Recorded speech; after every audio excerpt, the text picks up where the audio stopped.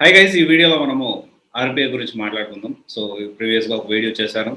So, RBI వల్ల huge job అనేది పోతా ఉంది అని చెప్పి ఆర్‌బీఐ గురించి ఒక వీడియో అనేది చేయడం జరిగింది. ఆల్మోస్ట్ 30,00,000 జాబ్స్ లే ఆఫ్ అంటే ఉండబోవు ఇక అని చెప్పి ఒక వీడియో అనేది చేయడం జరిగింది. అసలు దీంట్లో ఏంటి అంటే అసలు ఆర్‌బీఐ అంటే ఏంటి? అసలు దీనికి సంబంధించిన టూల్స్ ఏంటి? అసలు ఈ ప్రాసెస్ ఏంటి? అనేది డీటెయిల్‌గా సాలరీ ఎలా ఉంది? డీటెయిల్‌గా యావరేజ్ సాలరీ ఎలా ఉంది? బేసిక్ సాలరీ ఎలా ఉంది? సీనియర్ లెవెల్ సాలరీ ఎలా ఉంది? దీనికి సంబంధించిన ఇన్ఫర్మేషన్ అనేది మనం ఈ వీడియోలో తెలుసుకుందాం. అయితే ఫస్ట్ ఆఫ్ ఆల్ ఆర్‌బీఐ అంటే అసలు ప్రీవియస్‌గా ఆర్‌బీఐ అంటే నేనేమనుకున్నానంటే చాలా వర్క్‌షాప్‌లకి నేను కూడా అంటే వర్క్‌షాప్ అటెండ్ అవ్వలేదు. వర్క్‌షాప్‌లో అటెండ్ అయినప్పుడు అక్కడ రోబోటిక్ బొమ్మలేసేసి ఆర్‌బీఐ అని చెప్పి పెట్టేస్తున్నారు. So what I was thought RBI అంటే రోబోట్స్ ఉంటాయేమో. ఎందుకంటే రోబోటిక్ ప్రాసెస్ ఆటోమేషన్ అన్నారు కదా, రోబోట్స్ ఉంటాయేమో, రోబోట్స్ మనుషులు బదులు రోబోట్స్ పనిచేస్తాయేమో. మనకు అజంప్షన్ అనేది చాలా మంది లాగే కొంతమంది మేబీ తెలిసి ఉండొచ్చు ఆర్‌బీఐ అంటే ఏంటో, కానీ చాలా మందికి తెలియకపోయి ఉండొచ్చు. ఆ తెలియని వాళ్ళు నేను కూడా ఉన్నాను అప్పుడు. అయితే ఈ ఆర్‌బీఐ అంటే నేను కూడా అనుకునేవాడిని ఇలా ఉంటుందేమో, ప్రాసెస్ ఆఫ్ రోబోటిక్స్ ఉంటాయేమో అలా అనుకునేవాడిని. యాక్చువల్గా it's not. There is no physical form for RBI. Robotic process automation అనేది ఒక టూల్. చెప్పాలంటే ఒక different process, different set of tools. ఒక పనిని రెగ్యులర్‌గా చేసే పనిని, ఆటోమేటైజ్ చేయడానికి రోబోటిక్ ప్రాసెస్ ఆటోమేషన్ చేస్తున్నారు. ఫర్ ఎగ్జాంపుల్ మనము చాలా మందికి రిక్రూట్మెంట్ ప్రాసెస్ అనేది చేస్తా ఉంటాం. లేకపోతే ఇంటర్వ్యూ షెడ్యూల్ చేయడం. లేకపోతే ఎవ్రీడే మన అకౌంట్స్ టీమ్ అనేది everyday end of the day ఎంతమంది కౌన్సిలింగ్ అటెండ్ అయ్యారు, లేకపోతే ఎన్ని మన అంటే సో మొత్తం ఎంత రెవెన్యూ జనరేట్ అయింది end of the day. Not only counselling కాకుండా మిగతా వేరే రెవెన్యూ కూడా జనరేట్ అవుతూ ఉంటుంది. సో డిఫరెంట్ అంటే అకౌంట్ స్ట్రీమ్ సివైసీ అకౌంట్ స్ట్రీమ్ ఉంటుంది. అసలు మొత్తం ఎంత రెవెన్యూ జనరేట్ అవుతా ఉంది, ఎంతమంది హైర్ అండ్ ర్యాండ్ ప్రాసెస్లో ఎగ్జాంపుల్ చెప్తున్నా, ఎంతమంది హైర్ అండ్ ర్యాండ్ ప్రాసెస్లో 2 lakhs కట్టున్నారు, వాళ్ళకి ఎంత ప్రాసెస్ అనేది ఉందా లేదా. లేకపోతే మనం ఒక ప్రోడక్టే తీసుకుందాం, ఒక ప్రోడక్టే అమ్ముతా ఉన్నాం అనుకుందాం. ఒక ప్రోడక్ట్ అమ్ముతున్నప్పుడు ఇన్వాయిసెస్ అంటే ఎంత పే చేశారు, ఏంటి ఇన్వాయిసెస్ జనరేట్ చేయడం, ఎంత ట్యాక్స్, ఇవంతా కూడా ఏంటి అంటే ఫిజికల్గా ఒక పర్సన్ అయిన వాళ్ళు, అకౌంటెంట్ అయిన వాళ్ళు ఉంటారు, ప్రతి కంపెనీకి ఉంటారు. ఆ అకౌంట్స్ టీమ్ అది మొత్తం టేక్ కేర్ చేస్తూ ఉంటుంది. ఎవ్రీడే వచ్చే రెగ్యులర్గా అంటే ఎవ్రీడే మనకి 25 members or 20 members counselling attend అవుతా మనీ పే చేస్తున్నాం. Every end of the day ఎంతమంది అటెండ్ అయ్యారు, ఎంతమంది పే చేశారు అనేది ఎవ్రీడే ఆ అకౌంట్స్ టీమ్ అనే వాళ్ళు మనకు రిపోర్ట్ ఇవ్వాల్సి ఉంటుంది. ఆ తర్వాత లేకపోతే దీనికి సంబంధించి ఒక రెగ్యులరైజ్ అంటే ఎవ్రీడే ప్రతి ఒక్కరికి ఇది పే చేసి ఒక లిస్ట్లో చేసి, ఆ తర్వాత వేరే రెవెన్యూ జనరేషన్ దానికి సంబంధించిన లిస్ట్ చేసి ఇదంతా ఇవ్వడానికి ఇది ఒక రెగ్యులర్ డైలీ ప్రాసెస్. ఇదంతా కాకుండా ఒక ఆర్‌బీఐ టూల్ని యూజ్ చేసి ఇదంతా రెగ్యులరైజ్ అంటే ఆటోమేటిక్గా అకౌంట్లో డబ్బులు పడంగానే దానికి సంబంధించి స్క్రీన్ షాట్ పడంగానే దానికి సంబంధించి ఆటోమేటిక్ అప్డేట్ అయ్యేటట్టు, ఆ తర్వాత ఆటోమేటిక్గా end of the day invoice generate అయ్యేటట్టు, end of the day closing balance ఏంటి, ఎందుకంటే అకౌంట్స్ టీమ్ వాళ్ళకి అర్థమవుతుంది, అకౌంట్స్ వాళ్ళకి అర్థమవుతుంది క్లోజింగ్ బ్యాలెన్స్ అంటే ఏంటి, ఓపెనింగ్ బ్యాలెన్స్ అంటే ఏంటి, మనం ఎంత అనేది వాళ్ళకి అర్థమవుతూ ఉంటుంది. సో ఓపెనింగ్ బ్యాలెన్స్ ఎంత ఉంది ఈరోజు మార్నింగ్, క్లోజింగ్ బ్యాలెన్స్ ఎంత ఉంది, ఎంత మనకి రెవెన్యూ జనరేట్ అయింది, దీంట్లో మళ్ళీ రెవెన్యూ జనరేట్ అయిన దాంట్లో ఎంత మళ్ళీ మనం ఖర్చు పెట్టాల్సి వచ్చింది. ఇదంతా కూడా ఒక సిస్టమాటిక్గా ఆర్‌బీఐ టూల్ని యూజ్ చేసి చేయొచ్చు. ఇది మీకు ఎగ్జాంపుల్గా చెప్తున్నా. ఆర్‌బీఐలో చాలా చేయొచ్చు. అవన్నీ one by one step by step మనము అర్థం చేసుకుందాం. ఆర్‌బీఐ అనేది robotic process automation. It is a process to automatize for regular things, regular works. మనం ప్రతిరోజు చేసే పనిని, రెగ్యులర్ చేసే పనిని ఆటోమేషన్ అనమాట. ఆటోమేటిక్గా అది జనరేట్ అవ్వడం ఇలా జరుగుతూ ఉంటుంది. ఇప్పుడు చూసుకుంటే దీన్ని టెలికాలింగ్స్ అంటే కాల్ సెంటర్స్ వాళ్ళు ఆటోమేటిక్గా ఎంత కాల్స్ జనరేట్ అయ్యాయి, ఎంత ఇన్ఫర్మేషన్ దీనికి సంబంధించిన ఆర్‌బీఐ యూజ్ చేయొచ్చు. ఇలా డిఫరెంట్ సెక్టార్స్లో యూజ్ చేయొచ్చు. అయితే దీంట్లో చూసుకుంటే ఆర్పిఏలో మెయిన్గా 4 డిఫరెంట్ ఫేజెస్లో ఆర్పిఏని యూజ్ చేస్తారు. ప్లానింగ్ ఫేజ్ ఫస్ట్ ఏంటి? Planning phase, deployment phase, deployment and testing phase, support and maintenance phase. ఏమేంటి? Planning phase, deployment phase, deployment and testing phase, next వచ్చేసి సపోర్ట్ అండ్ మెయింటెనెన్స్ ఫేజ్ అనే డిఫరెంట్ ప్రాసెసెస్లో, అంటే planning ఎలా చేసుకోవాలి ఏంటి, ఇది ఒక రెగ్యులర్గా చేసే పని కాబట్టి ప్లానింగ్ దాంట్లో యూజ్ చేస్తారు. డిప్లాయ్మెంట్ స్మూత్గా అవ్వడానికి, ఎలాంటి గ్లిచెస్ రాకుండా అక్కడ. తర్వాత టెస్టింగ్ చేసి అంటే డిప్లాయ్మెంట్ చేసేటప్పుడు టెస్టింగ్ చేస్తారు. ఆ టెస్టింగ్ చేసేటప్పుడు ఇవన్నీ కూడా ఒక రోబోటిక్ ప్రాసెస్ ఆటోమేషన్ అనే ప్రాసెస్ ఉంటుంది. దానికి సంబంధించి డిఫరెంట్ టూల్స్ ఉంటాయి.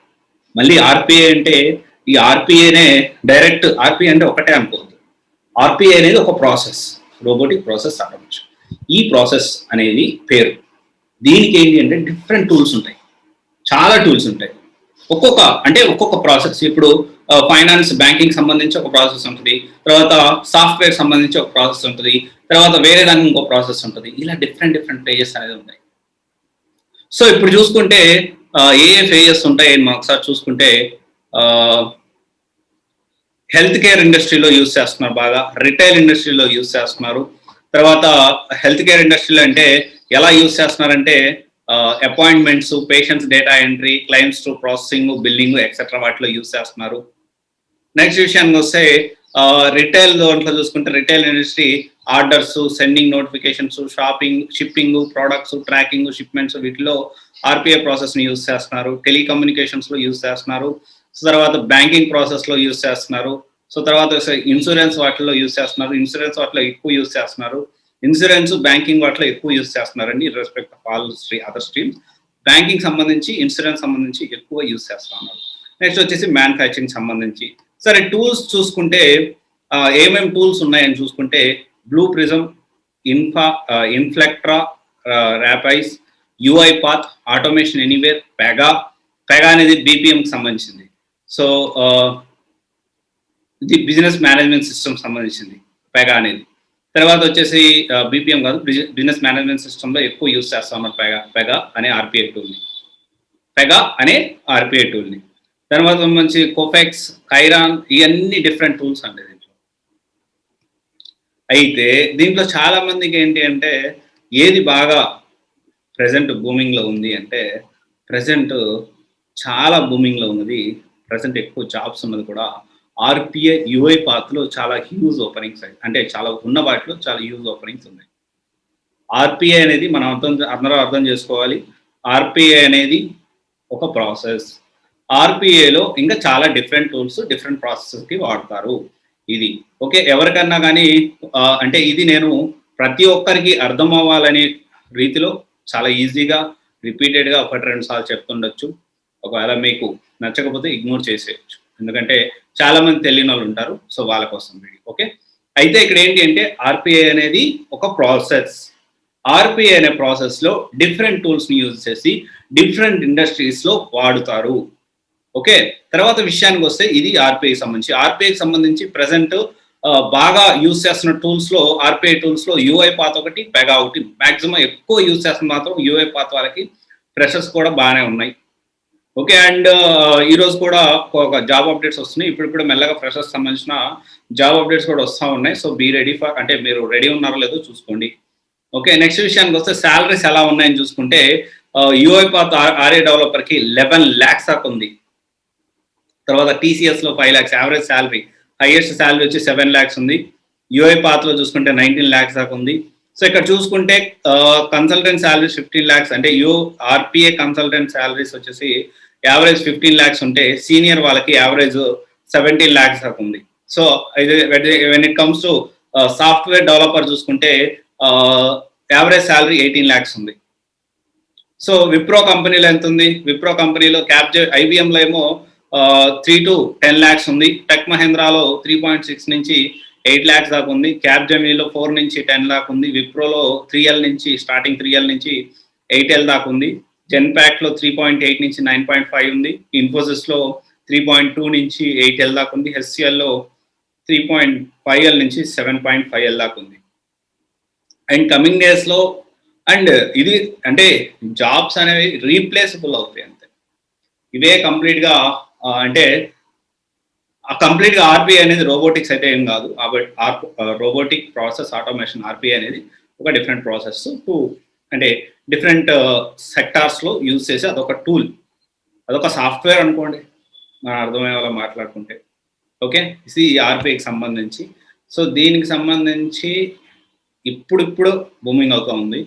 సో ఎంత అంటే వెన్ అదర్ కంపేర్స్ అంత హ్యూజ్ ఓపెనింగ్స్ అయితే లేవు అండ్ సాఫ్ట్వేర్తో పోల్చుకుంటే. బట్ ఫ్యూచర్లో సో ఇది బాగా బూమ్ అయ్యేదానికి ఛాన్స్ ఉంది అని చెప్పి చాలా విశ్లేషకులు, ఇన్ఫ్యాక్ట్ ఖచ్చితంగా, ఎందుకంటే ఆల్మోస్ట్ 40-50% కాస్ట్ రిడక్షన్ అనేది జరుగుతుంది. కంపెనీస్ విల్ ఆల్వేస్ ఎక్స్పెక్ట్ ఎంతవరకు కాస్ట్ రిడక్షన్ చేయాలి, ఎంతవరకు మనం చేయగలుగుతాం అని చెప్పి ఆలోచిస్తూ ఉంటాయి. సో ఇప్పుడు ఆల్రెడీ దానికి తగ్గట్టే చాలా వరకు ఆటోమేటిక్ అయిపోతూ ఉంది.